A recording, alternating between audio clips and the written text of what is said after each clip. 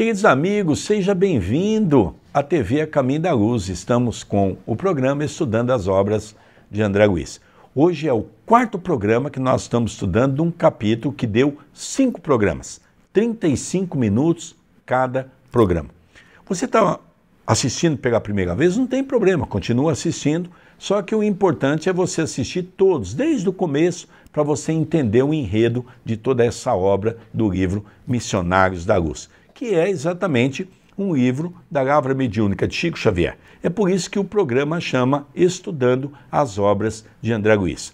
Você vai se lembrar também, aqueles que estão nos acompanhando na íntegra, que no programa passado nós estudamos aquela questão onde há uma conversa do benfeitor junto daquele irmão vingador que estava junto de uma equipe grande, foram escravos na sua última existência, e eles estavam perseguindo uma irmã que foi ao centro espírita pedir ajuda, e eles estão fazendo um processo obsessivo nessa irmã. Alexandre chama de possessão completa, que é um dos momentos mais complicados da obsessão. Então nós vemos a conversa do mentor espiritual com o vingador, que é como ele chama, e a gente então vê tentando sensibilizar o sentido do amor, da bondade, da alegria naquele coração, mostrando a ele que se ela errou com ele, com certeza ele também errou em algum momento, seja para com ela, seja para com os outros. Mas ele está muito endurecido no seu coração. Foi proposto a TVP, Terapias de Vidas Passadas, mas nesse caso não houve muita chance porque o mentor dizia que não comportava essa situação porque ele não iria acreditar de tal orgulho que ele se encontrava e ainda tinha que sofrer um pouco para poder então pedir ajuda. Vamos dar continuidade, mas antes disso, tudo bem, André Luiz? Tudo bem, querido Sérgio, que Jesus nos abençoe em mais este programa. Cumprimentamos todos que nos assistem com assiduidade, que transmitem pensamentos de bondade, de amor. Gratidão a todos. Eu vou só rever essa última frase, porque é uma frase só, que já falamos no programa anterior, mas vamos dar sequência. Precisávamos manter o concurso vigilante da fraternidade. Observei, agradavelmente surpreendido, as emissões magnéticas dos que se reuniam ali em tarefa de socorro, movidos pelos mais santo impulso de caridade redentora. Nossos técnicos, em cooperação avançada, valiam-se do fluxo abundante de forças benéficas, improvisando admiráveis recursos de assistência, não só aos obsidiados, mas também aos infelizes perseguidores. De todos os enfermos psíquicos, somente a jovem resoluta a que nos referimos conseguia aproveitar nosso auxílio 100%. Identificava-lhe o valoroso esforço para reagir contra o assédio dos perigosos elementos que a cercavam, envolvida na corrente de nossas vibrações fraternas. Recuperara normalidade orgânica absoluta, embora, em caráter temporário, sentia-se tranquila, quase feliz. Aqui é só um ponto, porque nós temos nesse programa muita leitura. É importante nós dizermos que quando eu chego numa casa espírita, os espíritos vão me envolver, mas eu também tenho que me ligar a eles. Daquelas 5 entidades encarnadas, daquelas 5 pessoas que estavam ali em tratamento, apenas uma demonstrava esforço, equilíbrio, serenidade. Os outros 4, inclusive aquela companheira que havia sido dona de escravos e padecia pelo mal que ela havia cometido, todos eles estavam no centro espírita não vendo a hora de ir embora.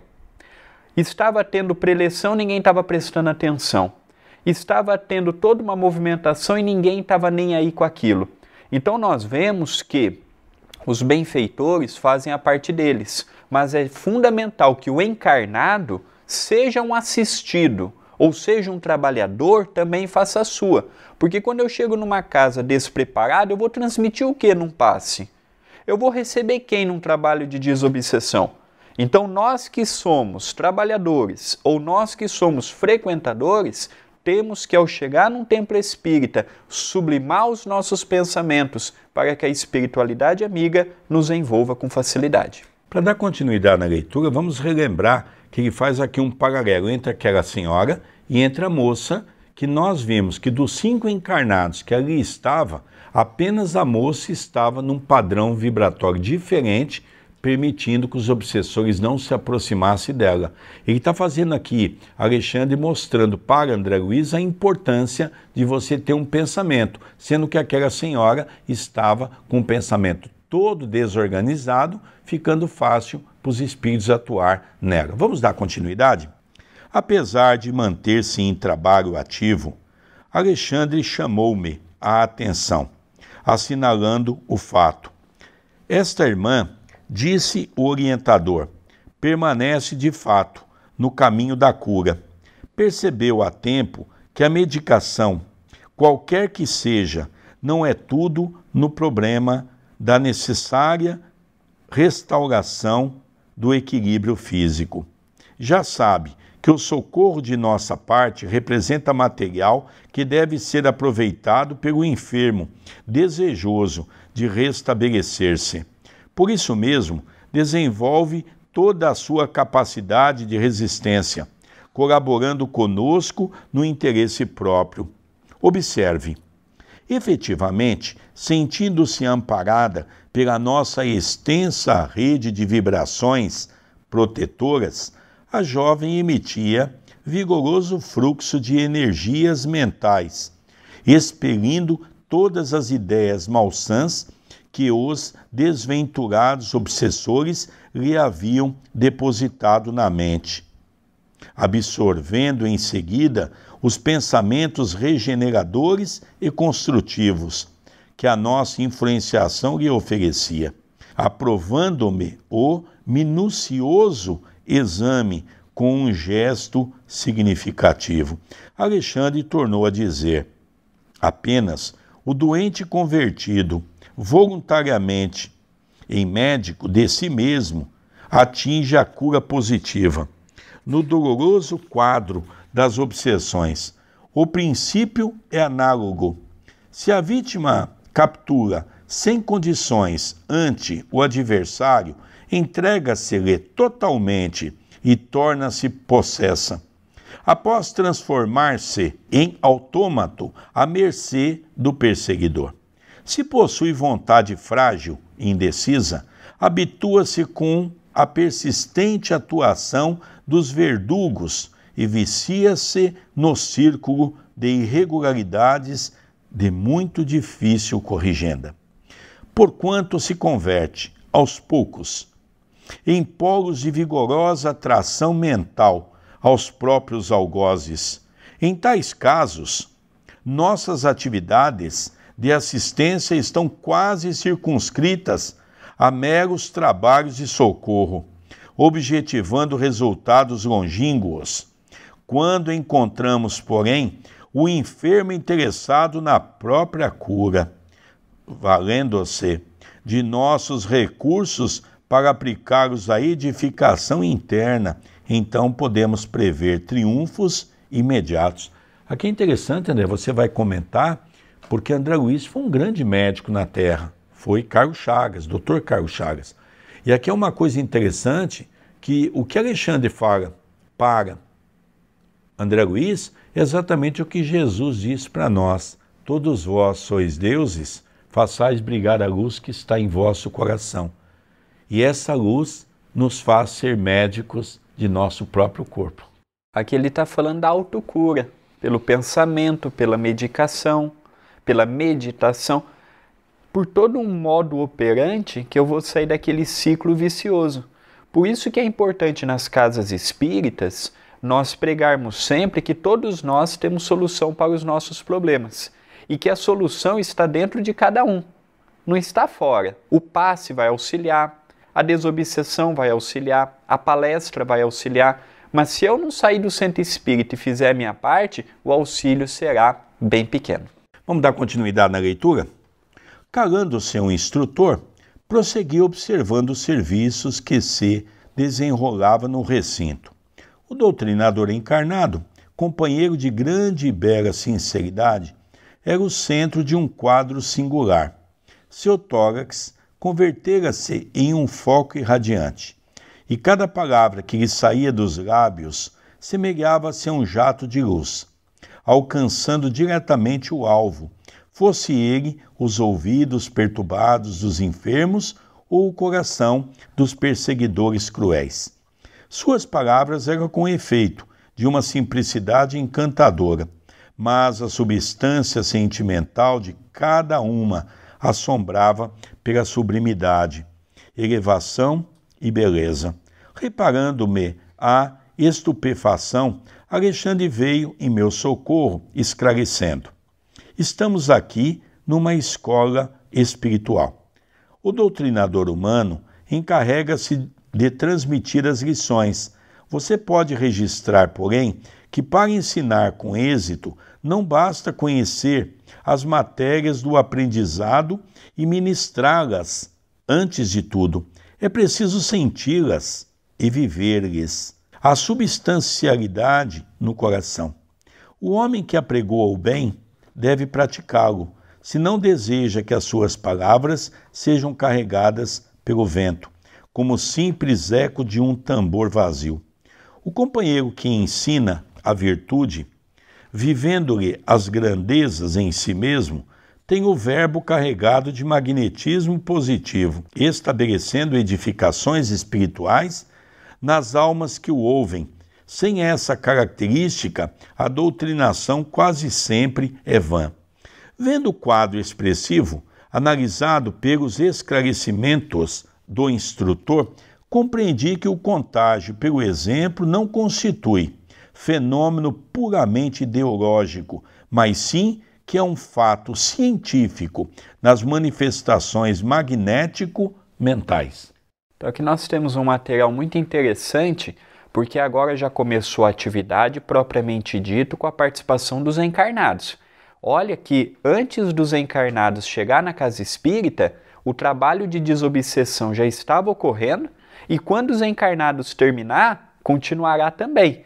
Então aqui nós estamos vendo um pouquinho sobre o dialogador. Ele usa a palavra doutrinador, se é doutrinador, dialogador, vai do que nós achamos é melhor utilizar. Então aqui nós vemos do tórax dele saindo um fluxo de energia muito grande. Era um doutrinador que procurava fazer a sua parte com simplicidade, com amor, mas acima de tudo, não era um ser perfeito, longe disto, mas procurava vivenciar os ensinos do Evangelho.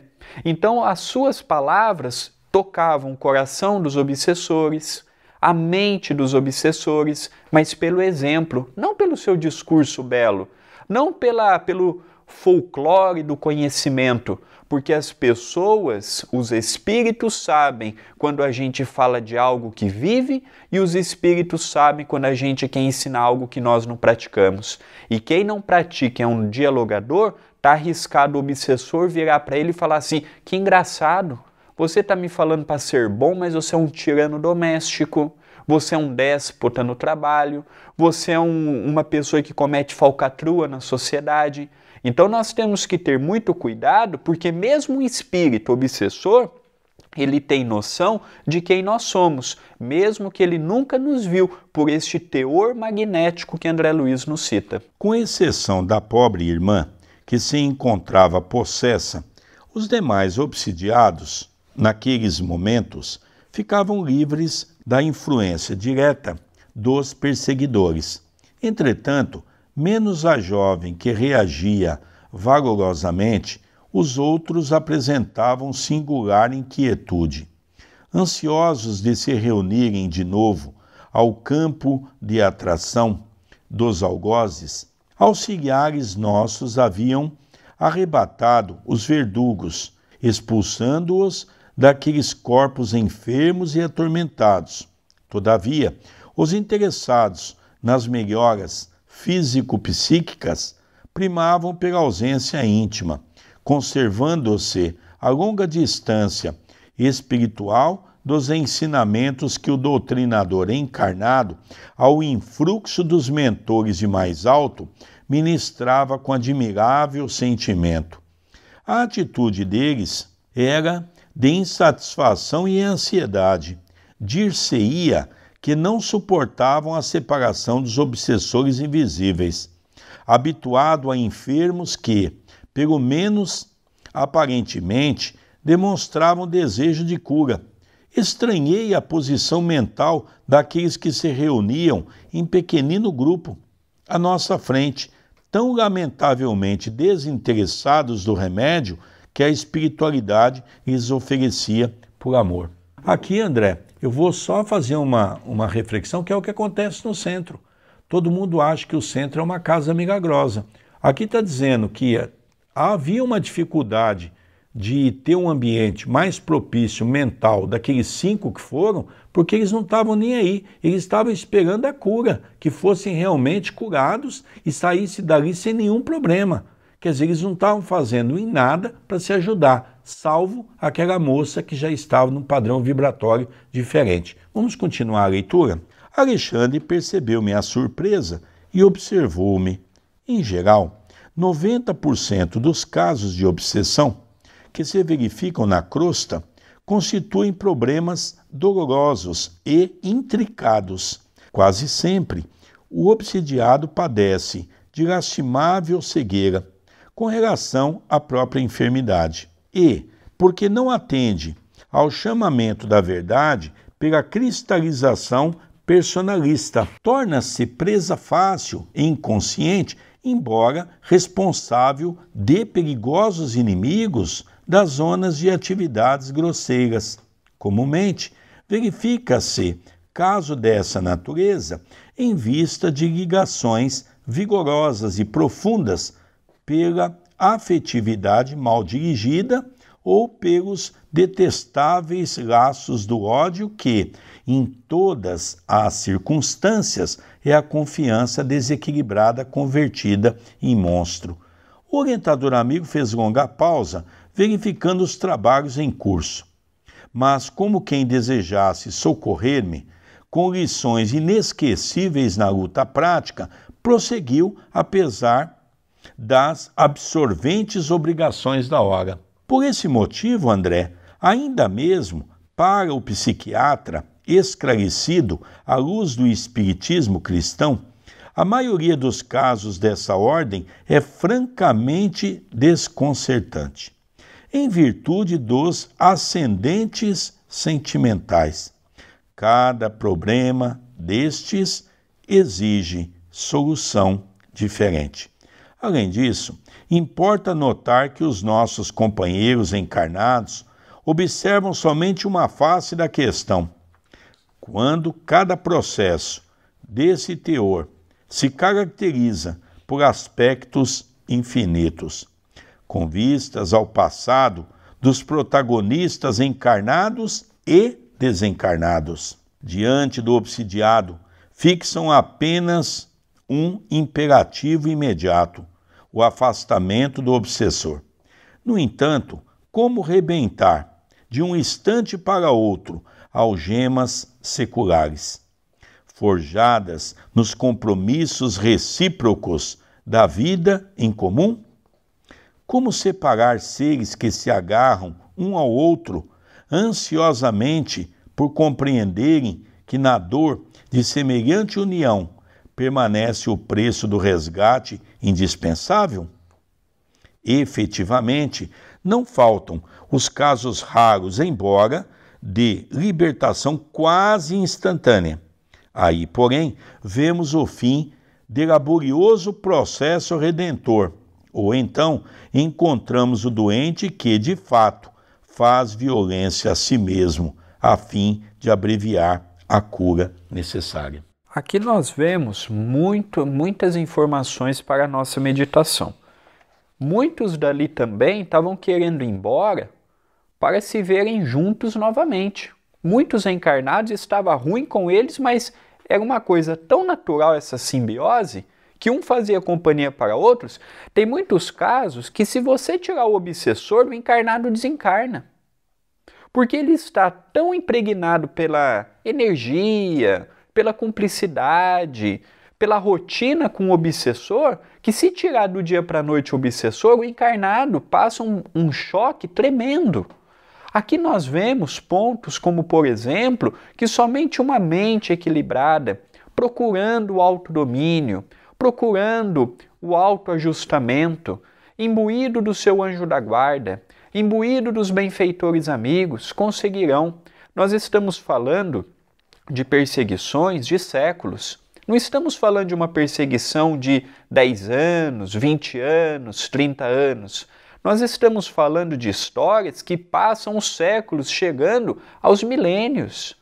E que não vai ser uma simples atividade numa casa espírita que vai conseguir recompor tudo de uma hora para outra. Por isso que o exemplo, por isso que o trabalho reto, por isso que o caminhar no bem, ele é fundamental para que aqueles espíritos que querem o nosso mal possam ver a nossa tentativa de mudança. O exemplo fala e muito. Interessante também, André, que ele cita aqui que mesmo os psiquiatras que conhecem o espiritismo cristão sabem que cada caso é um caso. Imaginemos os psiquiatras que não são conhecedor dessa matéria, que tratam todos da mesma maneira patológica, com a mesma patologia. Dentro de uma patologia explicada pela ciência médica, nós sabemos que existem milhões e milhões de casos, porque cada caso é um caso. Muitas pessoas dizem, mas por que Deus permite isso? Porque Deus permite que para cada plantação haja uma colheita. Essa irmã usou do seu livre-arbítrio para perseguir os negros da sua época. E ela foi cruel com os negros que ela tinha como escravos. Hoje ela está sentindo na pele, porque ninguém se transforma do dia para a noite. Ela continua aquela mesma irmã tirana, como sempre foi. E a dor vai fazer com que ela possa burilar a sua alma. Vamos dar continuidade na leitura para nós acompanharmos esse pensamento de Alexandre. Examinando a extensão dos obstáculos ao restabelecimento completo dos enfermos psíquicos, considerei. Depreende-se então que Alexandre, porém, não me deixou terminar. Cortando-me a frase inoportuna, respondeu: já sei o que vai dizer, verificando as dificuldades que relaciono para o seu aprendizado natural. Você pergunta se não será infrutífero o nosso trabalho e se não será melhor entregar o obsidiado à própria sorte. Essa observação, contudo, é um contrassenso. Se você estivesse na terra, ainda na carne, e visse um filho amado em condições pré-agônicas, totalmente desenganado pela medicina humana, teria coragem de abandoná-lo ao sabor das circunstâncias? Não confiaria em algum recurso inesperado da providência divina? Não aguardaria ansioso a manifestação favorável da natureza?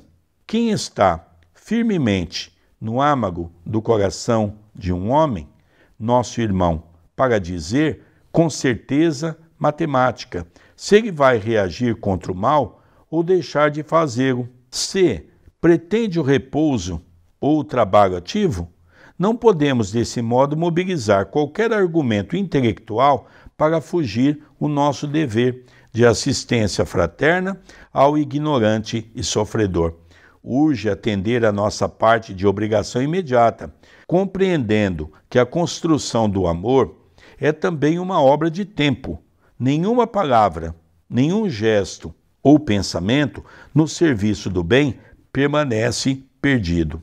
Compreendi a nobreza da observação e mantive-me em silêncio. E porque o meu orientador voltasse a cooperar ativamente nos trabalhos em andamento, passei a examinar os doentes psíquicos, enquanto o doutrinador terreno prosseguiu em sua luminosa tarefa de evangelização. A jovem que reagia contra a perigosa atuação dos habitantes das sombras demonstrava regular normalidade em seu aparelho fisiológico.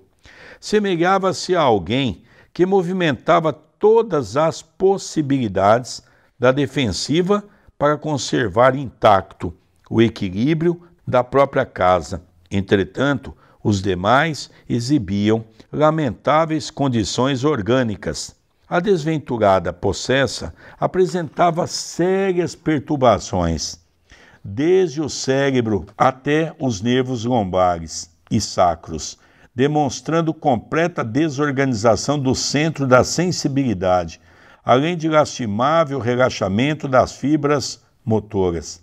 Tais desequilíbrios não se caracterizavam apenas no sistema nervoso, mas, igualmente, nas glândulas em geral e nos mais diversos órgãos, nos demais obsidiados. Os fenômenos de degradação física não eram menores. 2 deles revelavam estranhas intoxicações no fígado e rins. Outro mostrava singular desequilíbrio no coração e pulmões, atendendo à insuficiência cardíaca em conúbio com a pré-tuberculose avançada. Aqui então, querido telespectador, querido André Luiz, a gente percebe que, na verdade, até avançamos um pouquinho mais na leitura, porque ele está realmente fazendo-se repetir algumas vezes, até para o nosso entendimento, até para a nossa compreensão, esse processo que se faz a obsessão. Então nós vimos pontos delicados e importantes, não é? Ele cita que dos 5 que estavam ali, apenas aquela moça mantinha um equilíbrio mental. Agora ele diz uma outra coisa muito interessante, que dos 5, tirando aquela moça, quer dizer, os outros 4, eles estavam com o corpo físico altamente abalado. E nós sabemos que as doenças do nosso corpo, ele está correlacionado às questões do nosso pensamento. O nosso pensamento é uma ferramenta tão importante que ela pode nos curar, como também ela pode nos levar a uma cama pela doença. A ciência tem demonstrado que todos nós, por exemplo, temos os chamados células cancerígenas, para os nossos irmãos portugueses, células do cancro. E está sendo provado que quando nós desorganizamos o nosso cérebro pela mágoa, pela irritação, pelo ódio, pelo rancor, essas células são ativadas. Logicamente, elas estão correlacionadas ao nosso perispírito, que é o que a gente traz de defeitos do passado. E naquele momento, essas células são agredidas e elas vêm à tona. Então é quando aparece o câncer, de um dia para o outro, que não é um processo kármico. O movimento espírita tem a mania de dizer que tudo é kármico. Não é. Que tudo é destino. Não é. Há muitas coisas que são geradas pelo nosso desequilíbrio dessa existência. Por exemplo, eu tenho o livre-arbítrio. E eu nessa existência, desde jovem, pelas companhias que eu tenho, eu aprendi o contato do cigarro. No final da minha vida, eu vou ter um problema de efizema pulmonar. Quer dizer, a efizema pulmonar é um processo kármico, uma doença kármica? Não. É uma doença que eu contraí nessa existência. Por exemplo, eu não vim com o compromisso do álcool, mas aqui, pelo meu livre-arbítrio, eu tive contato com o álcool e fui aumentando as doses de álcool, comprometendo sensivelmente o órgão do fígado, por exemplo. Quando eu tiver uma idade mais avançada, eu vou ter meu fígado comprometido. Ah, mas então isso aí é kármico? Não, eu propiciei por esta existência, pelo meu desequilíbrio, pela minha vontade, pelo meu desejo. Isso é muito importante e é o que Alexandre explica para André Luiz. E há também, querido Sérgio, querido telespectador, um agravamento nisto tudo. Quando eu prejudico alguma parte do meu corpo físico, eu estou prejudicando também o meu corpo perispiritual. E isto vai fazer com que no mundo espiritual eu tenha que recompô-lo. Se a gravidade for tamanha, quanto o caso de um suicídio, eu vou ter a necessidade de retornar num novo corpo para acertar a dívida. Numa entrevista muito interessante de Chico Xavier, a Hebe Camargo e a Nair Belo, está também no YouTube, é só procurarmos esta entrevista. Lá ele fala que muitas criaturas que hoje reencarnam com a síndrome de Down, que tanto toca o nosso coração, que tanto apela à nossa sensibilidade, a maioria daqueles companheiros, vejamos bem a colocação do Chico, a maioria, não é generalizando, desencarnaram numa vida anterior dando um tiro no crânio, complicando toda a parte neurológica, e vem nesta atual encarnação com sérios problemas a nível neurológico para que possam recompor. Então nós vemos que nós não danificamos apenas o nosso corpo com o excesso disto ou com o excesso daquilo, nós também prejudicamos o nosso corpo espiritual. Interessante, André, que André Luiz vai perguntar para Alexandre por que as pessoas então não é deixado à própria sorte. E Alexandre não deixa ele terminar a frase, já leu o seu pensamento, que é uma característica dos espíritos superiores. E ele então explica, se você na Terra tiver um filho e for desenganado pela medicina, você então vai acelerar a sua morte? Você vai o abandonar? Você não vai procurar todos os recursos que a Terra te oferece para um auxílio? Então ele quer fazer um comparativo de uma casa espírita, pela qual a grande maioria das pessoas procuram no seu último estágio, onde já procurou os médicos, já procurou as religiões, já procurou tudo aquilo que era possível, e de repente há uma tábua de salvação, que é a casa espírita. Queridos amigos, vamos deixar aqui o WhatsApp e o e-mail. Entre em contato conosco pelo número 19 997 782794 e escreva para o Sérgio através do e-mail vilarsergio10@gmail.com e o meu e-mail vilardandré2@yahoo.com.br. A sua mensagem, a sua participação, ela é muito importante. Queridos amigos, vamos encerrando então o programa estudando as obras de André Luiz, o livro Missionários da Luz, pela nossa TV A Caminho da Luz. Um beijo no seu coração, até o próximo programa. Muita paz, muita luz e até o próximo programa.